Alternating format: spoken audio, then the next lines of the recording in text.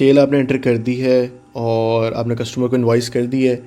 Next आपका जो process है वो ये है कि आपने अब उसकी पेमेंट सपोज रिसीव करनी है।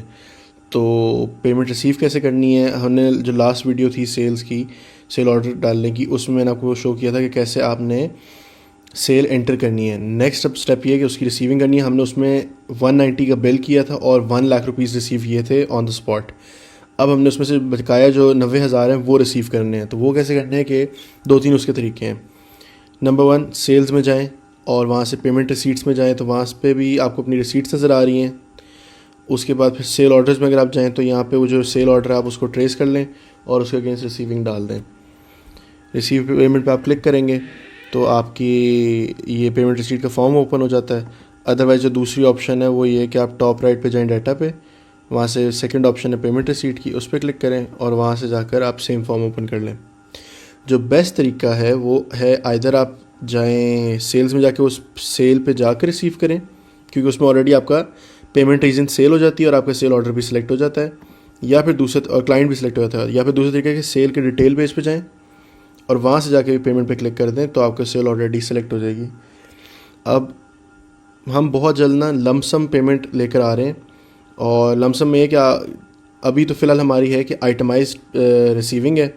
आपकी एक एक जो सेल ऑर्डर है उसके अगेंस्ट आपने रिसीव करना है। लेकिन ये बहुत कॉमन सिनेरियो और इसकी बहुत ज़्यादा रिक्वेस्ट आई हुई हमें कि 5 सेल ऑर्डर आपने डाल दिए इस क्लाइंट के और उन्होंने फिर आगे से सपोज़ लाख के थे, क्लाइंट आगे से एक लमसम पेमेंट भेज दी 4.5 लाख, 3 लाख, 2 लाख।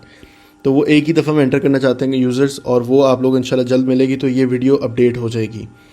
फ़िलहाल के लिए ये है कि आप क्या कर सकते हैं कि आपने वंस आपकी सेलेक्ट हुई हुई सेल, आपने अपनी डेट कंफर्म कर ली, रीजन भी कंफर्म कर लें, कस्टमर आ गया, रिमार्क्स को ऐड करने हैं, एंटर ट्रांजैक्शन डिटेल में जाके पेमेंट रीजन सेल है हमारी, रिसीविंग हमारी अकाउंट होगा लेट्स से ये सदर रावलपिंडी का अकाउंट आ रहा है एक MCB बैंक का, सेल ऑर्डर सेलेक्ट हुआ है। अब हमें नज़र आ रहा है कि उसकी जो पेंडिंग अमाउंट है वो 90,000 है।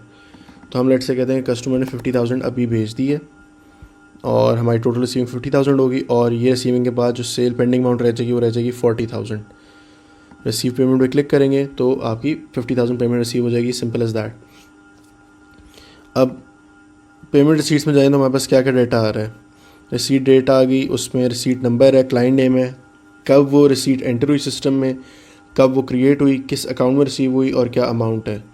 रिसीट नंबर पर अगर मैं क्लिक करूँगा तो उसकी डिटेल ओपन हो जाएगी, जिसमें रिसीट नंबर अगेन आ रहा है, रिसीट डेट से payment mode, client name, payment type, account किस में रिसीव हुई, अमाउंट क्या थी, और फिर फर्दर जो रिसीट की डिटेल्स हैं।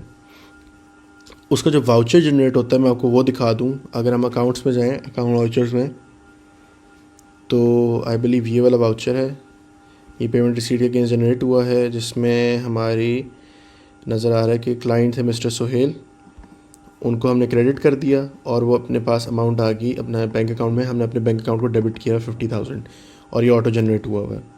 तो इसके अगर हम पेरेंट पे जाते हैं तो हमारी पेमेंट रिसीट वापस ओपन हो जाती है और हम चाहें तो उसको डिलीट भी कर सकते हैं, सिंपल एज़ दैट। तो ये थी जी कि किस तरह आपने पेमेंट रिसीट्स रिसीव करनी है, फ्यूचर क्या प्लान्स हमारे इसके, और डिलीट कैसे करनी है और उसका अकाउंट्स पे क्या इफेक्ट है। थैंक यू, अस्सलाम वालेकुम।